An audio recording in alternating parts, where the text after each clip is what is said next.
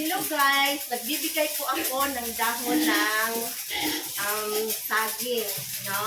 Bilang snack sa aking mga partner. Tingnan niyo guys. Na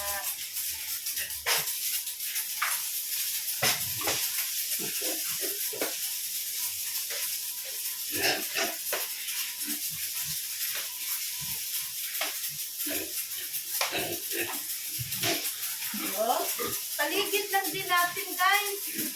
Tignan mo.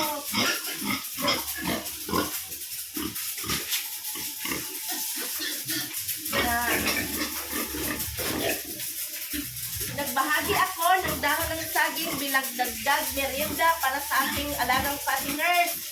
Bukod sa natural ito, masustansya pa at nakakatulong sa kanilang pagtunaw ng pagkain. Isang simpleng paraan para mas maalagaan sila ng maayos at makatipid sa gastos. Kahit sa simpleng dahon lang, may malaking epekto sa kanilang kalusugan at paglaki. No? Tingnan mo mga guys.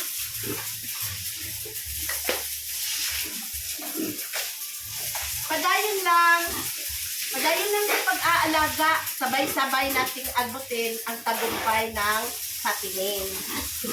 Thank you and good day. Nawa, manggani lagi ugom.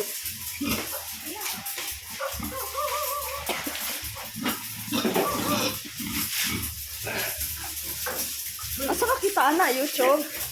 Ilatag naman siya rin.